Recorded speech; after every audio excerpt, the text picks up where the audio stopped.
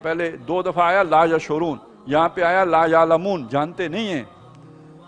تو اللہ تعالیٰ نے جس کو جو نعمت دے رکھی ہو، دیکھیے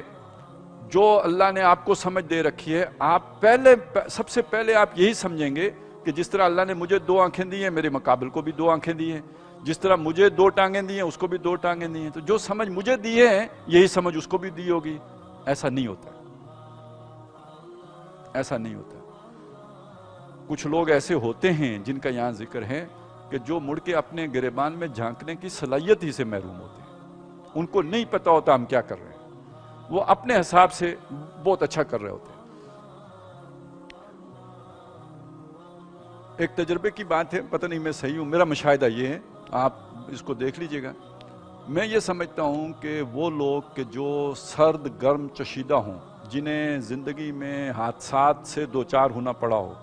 جنہوں نے مصیبتیں دیکھی ہوں، جنہوں نے دکھ جھیلے ہوں، جو تکلیفوں سے گزرے ہوں، جن کی ساری مرادیں پوری نہ ہوئی ہوں، ان کا معاملہ یہ ہوتا ہے کہ وہ حقیقت پسند ہو جاتا ہے۔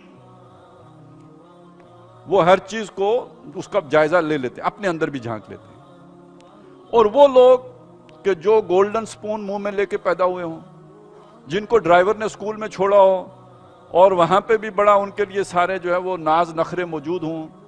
کبھی انہوں نے کوئی مشقت اٹھائی نہ ہو، کبھی کوئی غم جھیلا نہ ہو، قسمت کے بھی دھنی ہوں، جس کام میں ہاتھ ڈالا ہو، جس مٹی میں ہاتھ ڈالا ہو وہ سونا بن گئی ہو، یہ نفسیاتی اعتبار سے بھی بہت کمزور لوگ ہوتے ہیں، کیونکہ انہوں نے کبھی کوئی دکھ دیکھا ہی نہیں۔ زندگی کا پہلا دکھ ہی انہیں ڈپریشن میں لے جائے گا۔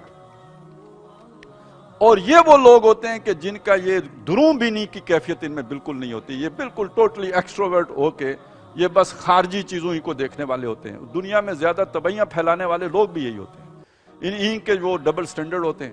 اور یہ اپنے لیے ان کے اور بات ہوتے ہیں، دوسروں کے لیے ان کے اور بات ہوتے ہیں، اور ان کی یہ بات ہوتی ہے کہ ان کے اندر اپنے اندر جھانکنے کی صلاحیت نہیں ہوتی۔